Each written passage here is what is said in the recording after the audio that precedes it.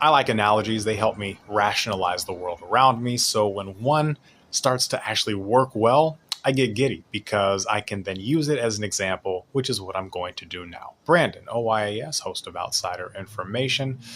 AI, talk about it a lot. It's here, it's not going anywhere. And I've been trying to figure out what it's felt like. What does AI being introduced and in some cases forced on us really feel like? It feels exactly like the introduction of analytics to sports.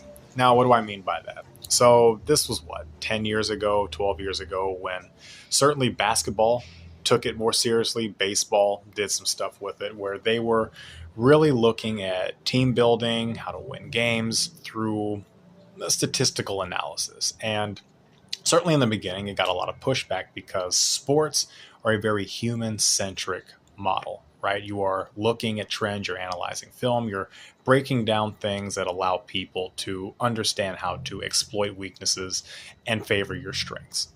Analytics being introduced in certain sports certainly distorted a lot of the old school mindset because when you are, say, an owner, right, somebody who maybe isn't a traditional football mind, you want to understand things in a way that makes sense to you.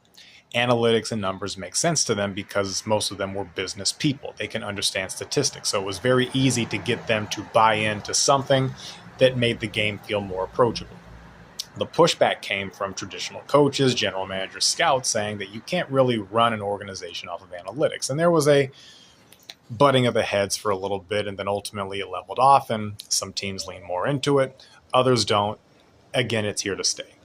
So how does that relate to AI? When I was at a speaking thing last night, and they were talking about AI essentially helping with the studies of doing drug trials, and everything I'm hearing made sense. But the thing that they were leaving out was the human element. And the more that I talk with people who are not pushing AI on us, but working with AI, building it, the more I hear of the limitations and the more I believe it is not going to take us over. So we are in a moment now where they are calling it a bubble. I'm not going to go that far, but there's a clear ceiling of where this thing is going to hit, and then we are going to all have to figure out what to do with it because we have really overinvested in it, and a lot of companies are reining it all back.